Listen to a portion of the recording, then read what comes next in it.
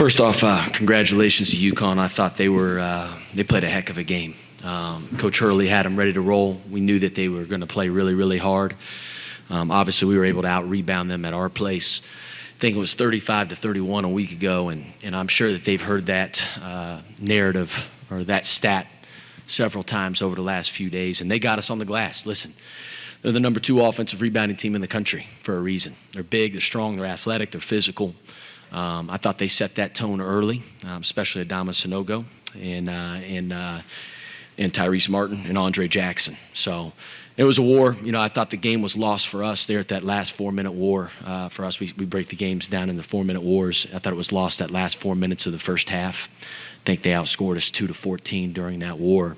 If you look out throughout the rest of the game, it was either neck and neck tie or we'd win the war. So, but you got to be able to put together 40 minutes to get a win on the road in this league, especially against a really talented UConn team. I loved our guys' fight. I thought we fought back. I thought our ball pressure was really effective in the second half.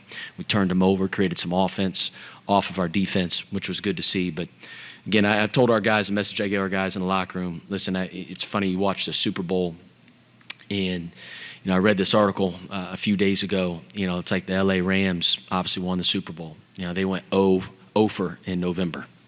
They didn't win any games. All right, and same thing with the Bengals. Obviously, I pay a little bit more attention to the Bengals. The Bengals lose to the Jets with their backup quarterback, right?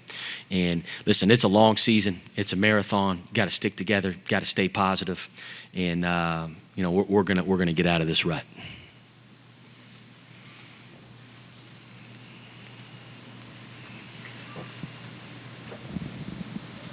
Travis, what changed in the second half other than the ball pressure? It just seemed like a different team on the floor in the second half compared to the one that ended the first half. Yeah, I thought we were good at them, honestly, even for the first, 16 minutes of the 15 minutes of the first half. It was a war. It was a physical game.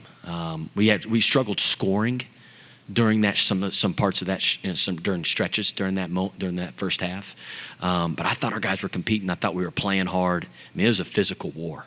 I mean, they let the refs let us play, that's the way we want it, right? That's the way we want it.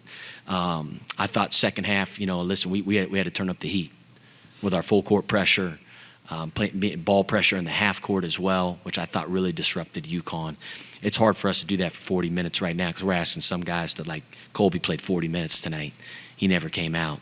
Scruggs is playing a lot. He's leaving it all out there. Same thing with Dewan and AK. But I thought our ball pressure was really effective there in the second half. Obviously, Travis, you faced UConn a number of times now. How do you approach defending Polley going into a game? Do you go in looking to take him away, or do you kind of wait and see how he's feeling it? He's a big X factor, for them. I said it on the radio. I should have mentioned this in my opening statement. I thought he was the X factor for UConn tonight. He's way better than his shooting percentage. I think we all know that. Tyler Polley is a tremendous player, a tremendous shooter. I mean, he's got great size. They fly him off all those screens, and he got it going tonight.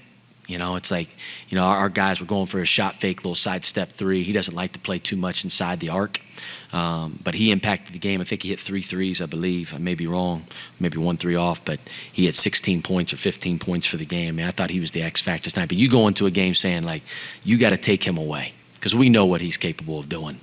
He can get red hot like he did a couple years ago when we played in Charleston.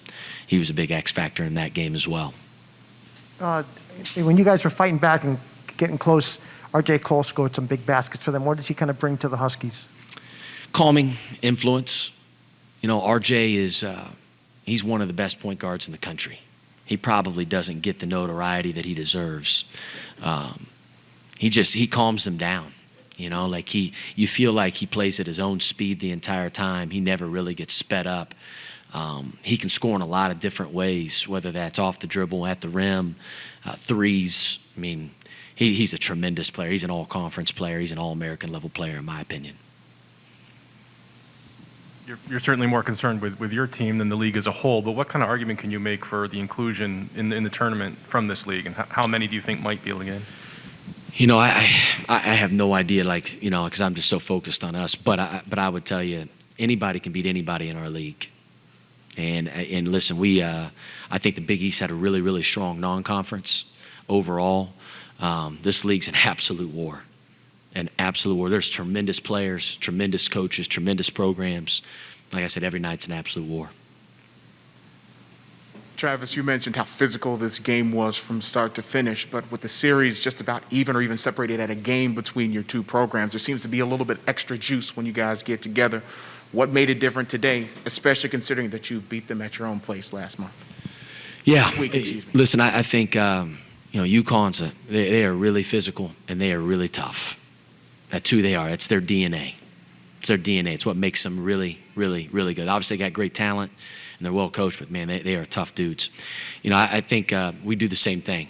We play big, right? We play Zach Fremantle a lot together with Jack Nungy and Colby Jones along the front line, who's a tremendous rebounder. They take a lot of pride in rebounding, as do we. And when you put those two, you get those two things out together on the floor at the same time, you're going to get a physical war. And they were more physical than us tonight. And it started with Sonogo. I mean, Sonogo is just, man, he's immovable. It's almost like you can't move him out of that paint. We were battling in there. We were flying in there, fighting and trying. And I told our guys, man, you got to send the cavalry after him, man. One guy can't defend Sonogo. One guy can't block him out.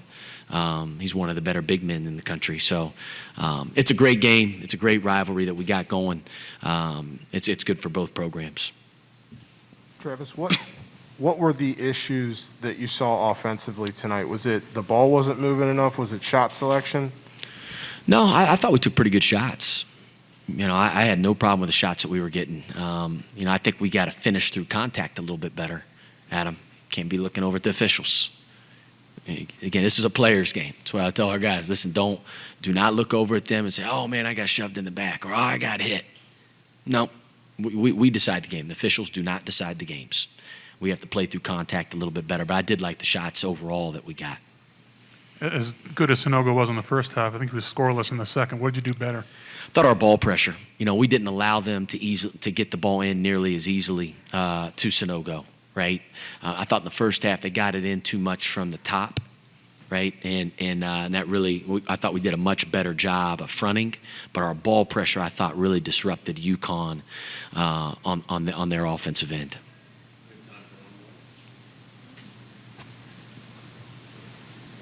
You shortened up the rotation there in the second half. Was that just because that's what was working? What were your thoughts there? Yeah, listen, you go into a game, you say, hey, listen, this is kind of what we're thinking, substitution patterns, like matchups wise. Like you spend time as a coach thinking about that nonstop, right? And what's going to put your team in the best position to win. And listen, I told our guys they got to gut it out. I thought that was the best lineup for us to get back in the game, and it worked. So we stuck with it a little bit longer. And our guys, we tried to use our timeouts wisely to give our guys a breather, to keep them fresh. But sometimes, man, you just got to gut it out, and that's what we did tonight. Thanks.